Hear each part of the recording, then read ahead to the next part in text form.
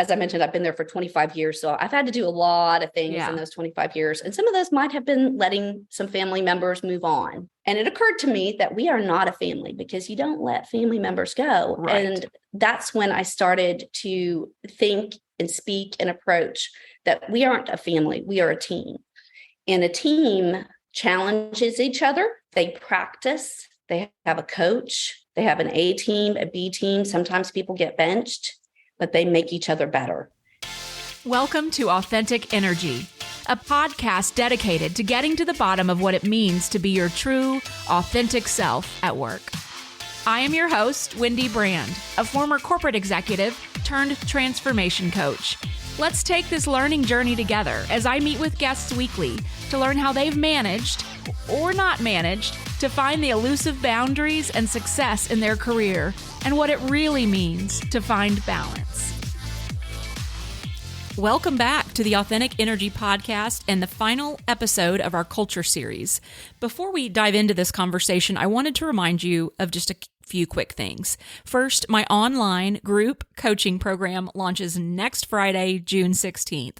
I am so excited about this. I've been doing some one-on-one coaching, but I am excited about just the community that is created in a group and the learning that can be had, not just from what I share, but from the others in the group.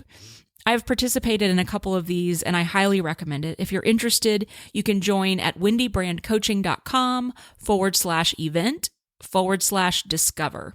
And for my podcast guests only, I'm offering you a leadership assessment and coaching call included in the price of the program. Just use the code podcast to receive this gift. Now, if you like more of an in-person, face-to-face type event, my 2-day workshop is located at my home in New Braunfels, Texas. It's also this month, June 24th and 25th. This is going to be a spectacular 2 days in the Texas Hill Country. Well, we'll do some forest bathing or hill country bathing. There'll be a sound bath. We will make some potentially life-changing discoveries about yourself and your path ahead. And finally, my 4-day retreat at the end of July will be held at the luxurious Savannah Resort in Carefree, Arizona. You will have access to their amazing amenities, plus my Authentic Energy program. You can check out these events on my website at wendybrandcoaching.com/retreat. Now, I'm so excited about this conversation. Beth Ochoa is the CEO of GDC Marketing and Ideation. And when I was considering my guests for the Culture Series, I immediately thought of GDC. I have worked with them on several different projects over the years, and something that has always stood out to me is how talented and happy their employees are. And that, as we know, is a sign of a good leader and a good culture. Beth's ability to lead, construct, and manage teams is matched only by her vast knowledge and experience in the marketing and advertising industry. She is a leader in every sense of the word. She has been a proud member of GDC for over 20 years. Beth's abilities as a communicator and a leader, as well as her superior work product, have singled her out as a dedicated team member and expert in her field. Through hard work and persistence, Beth worked her way up the GDC ladder until in 2019, she was made GDC's Chief Executive Officer. So without further ado, here is the final culture conversation in the series with Beth Ochoa. All right, Beth, I am so glad you're joining us on the Authentic Energy podcast today. Thank you for being here. Let's start with a little bit about kind of what your role is as CEO at GDC and how you got there. Yeah, thank you. Thank you very much, Wendy, for having me. So I've been with GDC for 25 years. So wow. That's a long time. And I think, honestly, I don't think you see that often in our industry. But I had some big shoes to fill. So Frank Aguirre, our founder, was looking to retire. And I will say the great thing is that we talked about it a lot. So I knew it was coming and I wanted it. So I was like, all right, bye, Frank. So it gave me a lot of time to shadow and I knew I was going to do things differently. And he knew that as well. So that was when we created a board for our agency, which is also a little unusual for a group our size.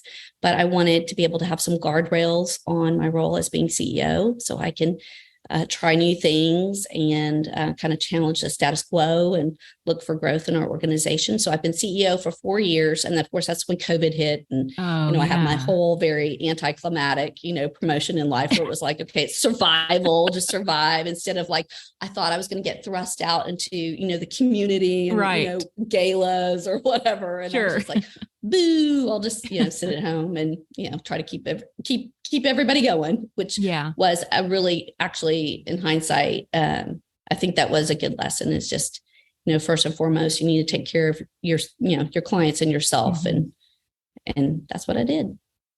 Fantastic. Well, and you're doing an incredible job. And the way that I know that is because in 2022, you guys were awarded the Business Journal's Business of the Year in 2022. Congratulations. How did that feel? Thank you. It was shock. If you had been in the room, Carrie, my partner, Carrie Quackenbush, and I were attending the event, and we had a couple of our clients in the room who were also being honored. And so we really thought that our presence in the room was to applaud this was going to happen for them. So when they announced our name, we were not prepared. So that's also a lesson to myself, is always think that you're going to be the big winner in the room and be prepared for that, because it was a lot of shock, but also extremely honored by that. As a small business, I thought it was, such a big step for the Business Journal to recognize that, because some of our clients were much larger than we are and much more prominent in the community. But I think they took a moment to just, kind of pull me aside and tell me it was some of the things that we've done differently that stood out to them. And I appreciated that. And I think it was a really good move on their part to, I think, excite some of the other small businesses in San Antonio.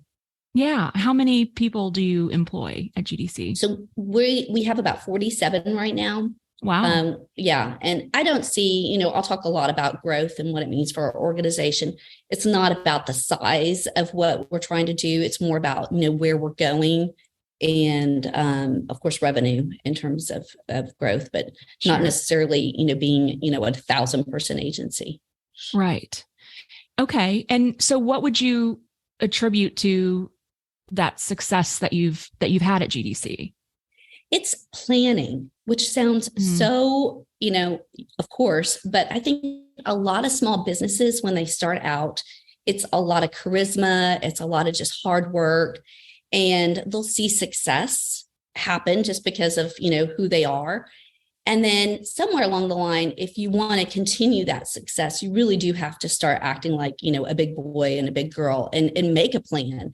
And, it was just putting that 5-year plan, the 10-year plan, talking about that and adjusting, because, what happens is crazy things like a pandemic or a snowpocalypse. And it's how you are able to, adjust toward any type of risk and then realign back to your plan or revisit the plan and make sure that everybody is on the same page.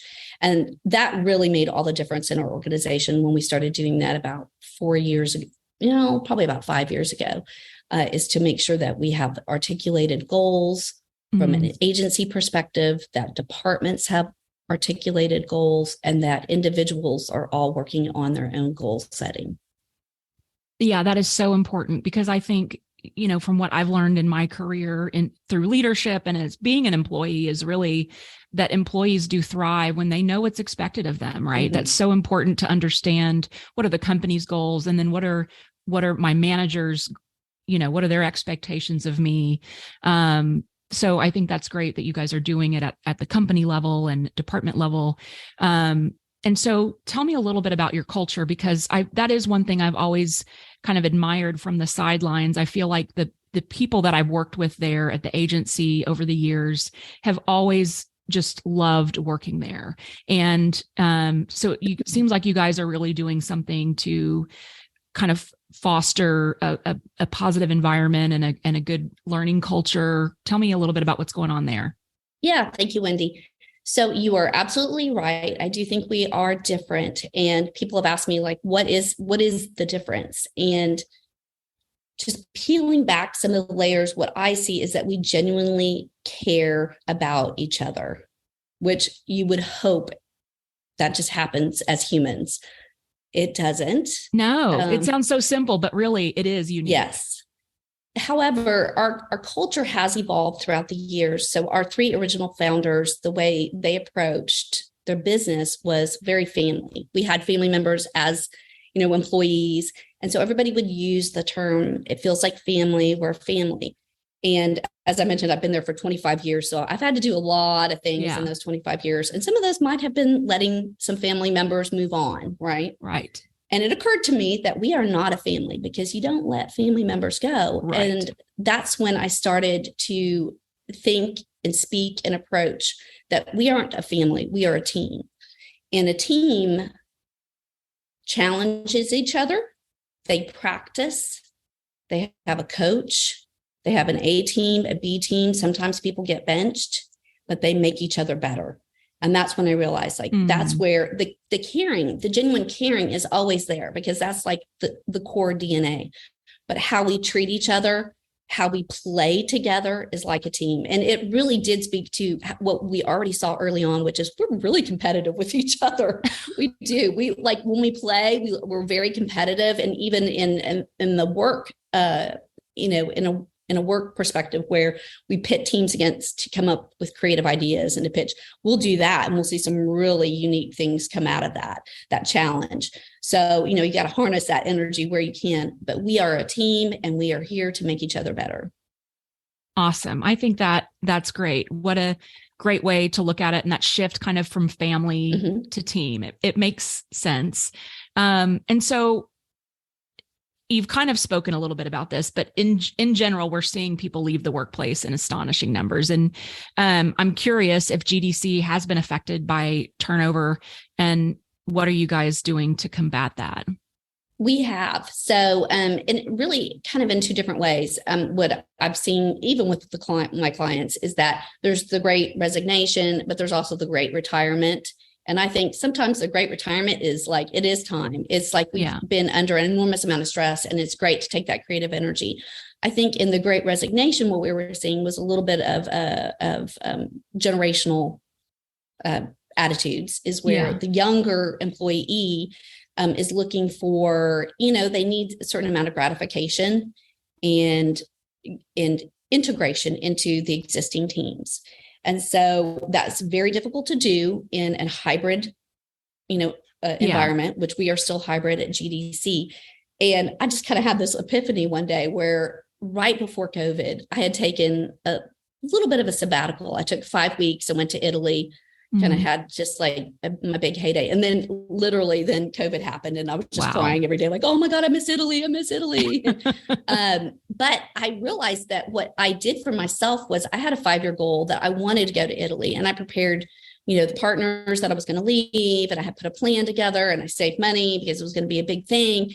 And I thrive under delayed gratification. As long as I know that there is a reward and a very tangible reward at the end of that, I'm willing to go through quite a few, obstacle courses. So I was like, why am I not giving that benefit to everybody, all the employees, is a paid sabbatical for a month, 4 weeks for every 5 years you work here? Because to me, 5 years is like, I can kind of see it. Like I could do that tour of duty, right? Like 5 years. And that is one of the things that I had read that a lot of the younger generation coming into the workforce is looking for is more quality time. And for me, it was like, take 4 weeks, take a chunk of time off. Yeah. And so first we are rewarding, the long-term GDCers with that benefit, because, there is a little bit of burnout in all industries, not just ours in particular, but, we've been through a lot. We've been holding the ship steady, trying to be creative, and just amazing results from them, but just a tremendous amount of gratitude for it, which I was like, no, we've earned this. And having it available to any new GDCer to understand, work hard, play hard. That's what we're doing here. Yeah. And it's coming, it's going to be there. Just push through to the other end of it. Something to look forward to. Exactly. Is it paid or unpaid? It's 100% paid. So that's what I'm saying. Like, just take it, and it doesn't count towards your vacations. We don't want people to take their vacations on top of it. So I really not look, because we have a lot of people that want to take their sabbaticals. Sure. So we're constantly kind of trying to do that. And the whole thing is like, as a small agency, sometimes we need to hire extra people. So this is, an investment for us to do that. But it's also us practicing and planning, Yes. putting a plan together on what it takes to fill. I mean, people have babies, so, people leave, but usually we just kind of compress in and make that happen. But this is like, no, make a plan and, be a good communicator on what you're doing every day, because if you need to step out, how does that work with your team? Yeah. Oh, wow. What a great benefit, Beth. That's amazing. A place I worked previously, we had a 7-year, if you, after you worked for 7 years, you received a sabbatical 4 weeks, but it wasn't fully paid unless you were doing some nonprofit or charity work while taking that. We didn't put any of that parameters on there. We felt like, people needed to be adults. We do ask that they share with us, because we think sharing our stories and just, we try to learn. We have a saying at GDC, we either win or learn. So, there's no losing, there's winning or learning. I love that. I can't take credit for it, but another employee applied that to some of our new business approaches, is like, we win or learn. And that's what we want to do every day. I love it. Okay. Well, now I may be making an assumption here, but because of the nature of the work that your agency does, is it true that you employ kind of skewing on the younger generation, or is it a mix? No, it's a mix. It is a mix. And, it's interesting that you said that, because I felt like we were probably hiring a little younger for a point of time. Everything's going digital. Yeah. It seems like they're, that's their native language. But there's still so much value in just experience. I see it in myself. I mean, I'll age myself out here a little bit. I'm 54, and there are days I wake up and I'm like, not saying my job's easy, but it is easy. I mean, I have been through it. I know the right decision to make. I can predict what's going to happen. Right. I can read clients. I can do all that. And sometimes I watch some of these, I'm like, come sit next to me and sponge it off, because there comes a time when you're like, and even just the big challenges don't scare you anymore. You're like, right. You've been through some things, and you're like, this too shall pass. We shall get through that. So some of that confidence of just being on this planet for a couple more decades is a really valuable thing. Yes, I appreciate that. I'm 52. And so I'm finally feel like I'm coming into my wisdom, I got this. I get it, Yep. So do you guys, and I guess, so different from like contract work, how do you handle, because a lot of the work that you do is digital, how do you handle employees that have side gigs or want to have, do other work on the side? Is that an issue at all? We do allow it. I believe in open communication. Like, if people were wanting to do something, because I really want 100% dedicated employees. Like, I have high expectations of any GDC, or going back to that team mentality. Like, I would not want anybody to not be available to another team member. So as long as the team is playing well, like if you've got the bandwidth to go do something else, then that's great. But it's really just about making sure that we're all knowing what's going on. We don't have missing people, because it is a lot of trust involved with the hybrid environment. Yes. Making sure that everybody is performing. We have a lot of performance conversations, and, just being honest with each other. I think that is so key. And I mean, you said it at the beginning, right? Just having communication, setting expectations. And I have been hearing in the news, and even some local companies in San Antonio that are starting to, monitor time at people, computers on the back end, and, clocking in, having them, checking the badge scans. And it just feels so like there's such a lack of trust. And I just think in the long run, that can really hurt you. But it sounds like you're kind of providing trust until proven otherwise. It was probably about 15 years ago. I read the book, The 20-Hour Work Week. Mm-hmm. And I was a director at the time, and I was truly inspired by this. I was like, oh my God, what if we gave, but our industry is a little different, but what if we gave everyone like outputs that needed to be measured for productivity, and Yes.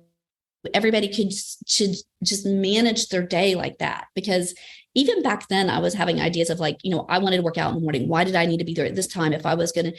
So I think we've just very organically arrived at that within GDC.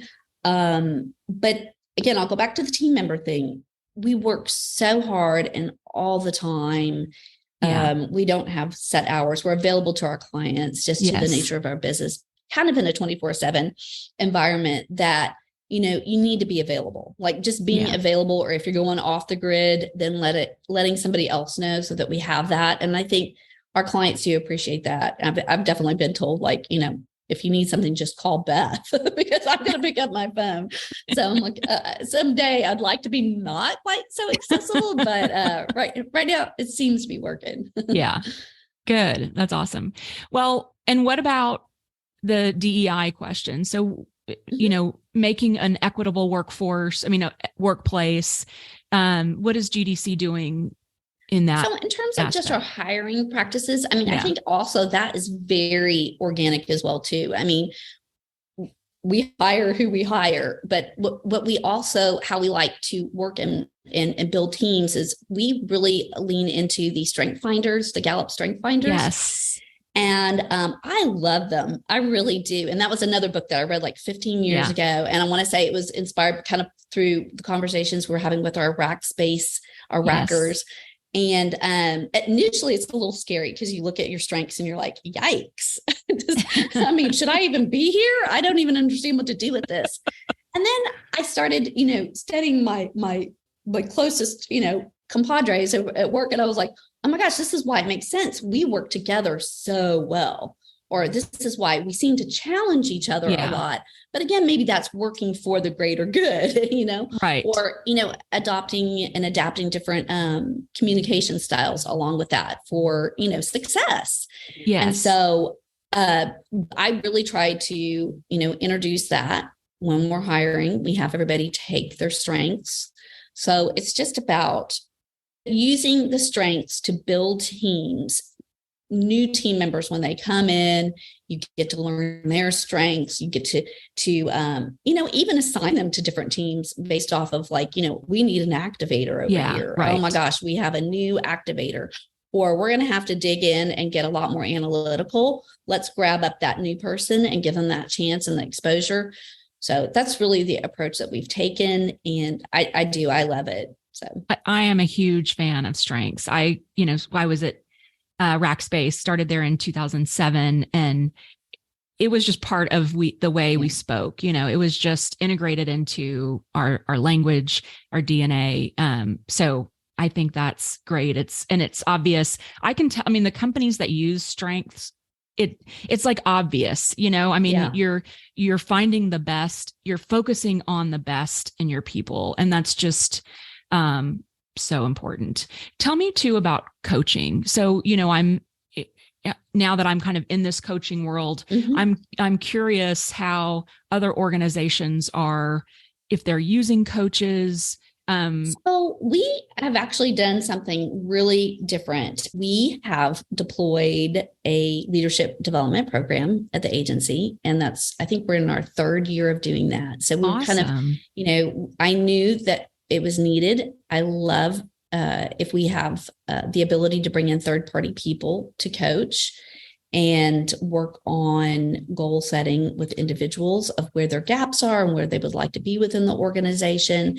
It's not me telling them this. It's I'm helping to direct what is needed for the organization, but individually they have the opportunity to work with someone outside to, skill assess and develop that way. And is that just your leadership level, or is that all levels? It is. So right now we do goal setting across the board. Right. Everyone has goals. Everyone is meeting with their director and they're talking about their goals. So right now where I realized after just kind of doing my own gap analysis of what growth looks like for the agency is that you can't just have, 2 or 3 people making the decisions.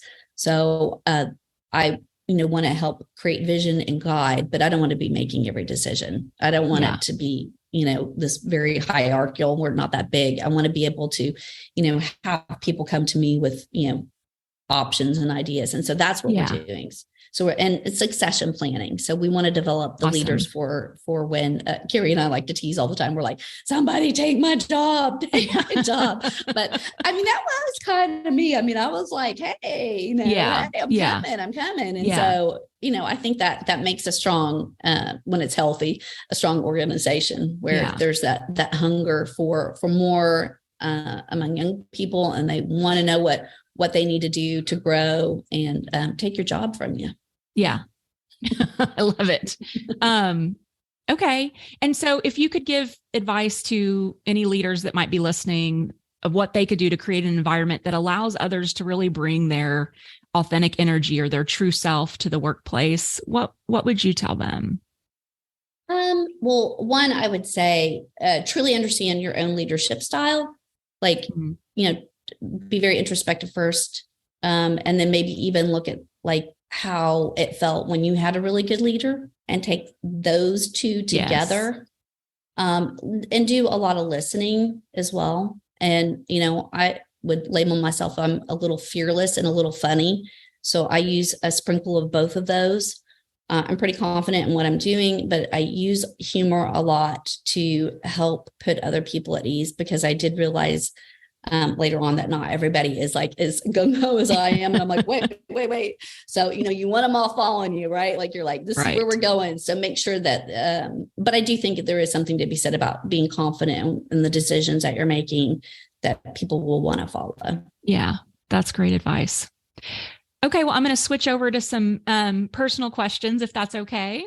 Yeah, fun. Okay. So, what is the one thing in your life that just brings you pure joy? Well, right now, my dogs.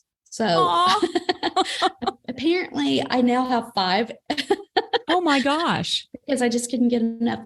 I have 2 older Chihuahuas. And then during COVID, I adopted a part lab. And then I got married in December. And so now I have another dog through my husband, our blended family. And then of course, with 4 dogs, you really don't need 5 unless you think you need 5. And then I got 5. I love it. Awesome. Okay. Well, if you could go back in time and talk to your younger self, like 5 or 6-year-old self, what would you tell her? Well, so first of all, my 5 and 6-year-old self is probably already with me, because me and my inner child I play a lot. So we're connected together. But if I had to give myself a little like, hey, it would probably be, don't stop singing. Don't stop singing. I don't think I'm a great singer. Well, I'm not a great singer, but I stopped somewhere along the way because I think I realized I wasn't a good singer. But, singing brings you joy. I'm not a karaokeer, and I don't really sing at church because of my voice quality. But yeah, just that pure joy of just, singing. Mm-hmm. Yes. My best friend when I was in 6th grade told me that I shouldn't sing because I was bad, and I stopped singing. But recently I was like, screw this. I'm going to sing if I want to. Wendy, that is it. That is it. Because I know dumb kids tell you like, that's enough. But yeah, it doesn't matter. It's just, it's the feelings that you feel. That's right. Okay. Well, you've already said you love to travel. I love to travel. It just brings me so much joy. So what is on your bucket list, and what's your most favorite place that you visited? So, bucket list is probably like something like Fiji or Bora Bora. And it really isn't necessarily the destination. It's more about the experience that I would like to have, which is something very tranquil and close to water. So it really could be anywhere. I love Costa Rica. Costa Rica is one of my favorite places to go. I think we're probably going to go to Croatia next year. Ooh. Yeah, I'd like to see Croatia. I did have that like sabbatical in Italy. So what I've learned is that I like to stay in a place and be there for a period of time where I really get to live like a local. Yes. Oh, I love that so much. Well, Beth, this has been wonderful. Such a great conversation. Thank you so much for sharing your work at GDC and a little bit about your personal side. I appreciate it so much. Well, thank you, Wendy. I really appreciate this. And your hair looks great. Oh, thank you. So does yours. Thank you. In case you don't know, there is nothing like a compliment on your hair or your outfit. So I thought I'd leave that in there so you guys would know that I'm actually presentable when I record these podcasts. I am actually working to get them up on YouTube so you can see the faces of my beautiful guests. Okay, here are my takeaways. Number 1, continued success for small businesses really is about the planning and how you're able to adjust and then revisit the plan along the way.